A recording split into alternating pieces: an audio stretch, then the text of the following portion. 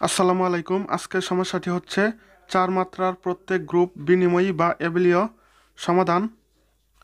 যেহেতু চার মাত্রার গ্রুপ, তাহলে ধরি জি এর চারটি উপাদান G equal to E, A, B, C, যেখানে E not equal to A, not equal to B, not equal to C. এখন আবদ্ধতা বিধি অনুসারে আমরা লিখতে পারি। এখন আবদ্ধতা বিধি হচ্ছে, যদি এ বি বিলংস টু জি হয়, তবে আবদ্ধতা বিধি হবে এ B belongs to G.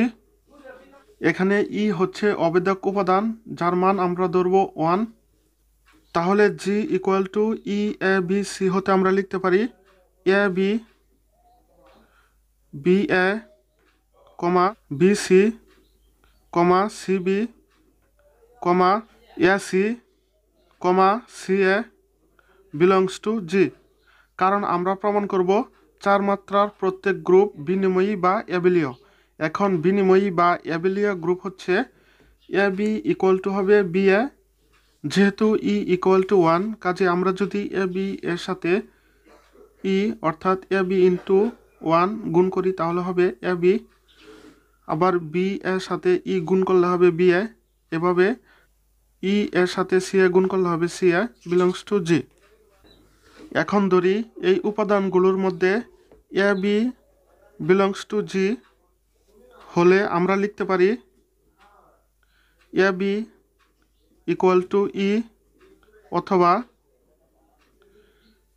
A B equal to A, অথবা A B equal to B, অথবা A B equal to C. এখন যদি A B equal to A হয়, তাহলে A inverse B equal to A inverse implies that A inverse সমান হচ্ছে 1, আবার 1 equal to হচ্ছে ই। এখন 1 এর সাথে যদি আমরা বি গুণ করি, তাহলে হবে বি ইকুয়াল টু আবার এ ইনভার্স সমান হচ্ছে 1, আবার 1 ইকুয়াল টু হচ্ছে ই, অর্থাৎ B equal to E. B equal to E অসম্ভব, কারণ এখানে E not equal to B. আবার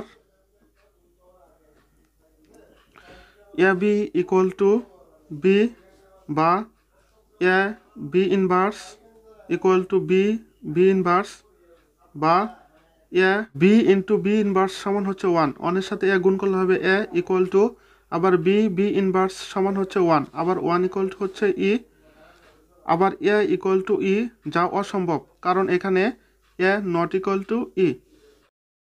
এখন A B equal to E অথবা A B equal to C হবে। এখানে A B belongs to G এর জন্য এখানে হয়েছে A B equal to E অথবা A B equal to C. তাহলে B A belongs to G এর জন্য হবে B A equal to E অথবা B A equal to C হবে। এই সমীকরণকে 1 নং এবং এই সমীকরণকে আমরা 2 নং দ্বারা চিহ্নিত করি। তাহলে 1 এবং 2 নং সমীকরণ হতে আমরা লিখতে পারি ক number A B equal to E, আবার E equal to B A. খ number A B equal to E, comma আবার B A equal to C. ঘ number A B equal to C, comma B A equal to E.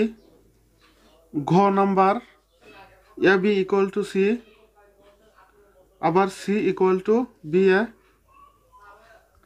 এখন খ হতে A B equal to E,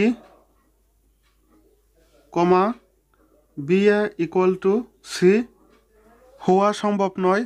এখন যদি আমরা এ B equal to ই হতে B এর মান বের করি, তাহলে বি ইকুয়াল টু হবে এ যদি ওই পাশে নেই, তাহলে হবে এ ইনভার্স, আর ই ইকুয়াল টু হচ্ছে 1। 1 এর সাথে এ ইনভার্স গুণ করলে 1 হবে, অর্থাৎ B equal to A inverse.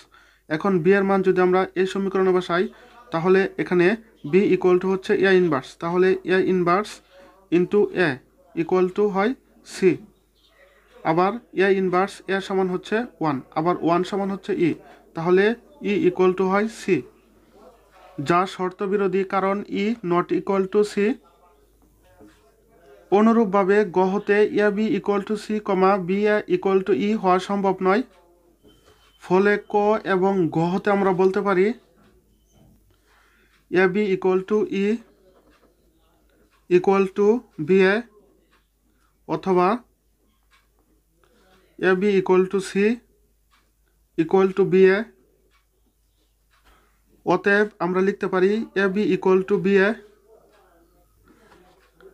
একইভাবে দেখানো যায় বিসি ইকুয়াল টু সিবি এবং এসি ইকুয়াল টু সিএ, যা নির্দেশ করে যে গ্রুপটি বিনিময়ী বা অ্যাবেলীয়। তো আশা করি সকলেই বুঝতে পেরেছেন, আর অবশ্যই আপনার মতামত কমেন্ট বক্সে জানাবেন এবং এই ভিডিওটি শেয়ার করবেন। ধন্যবাদ।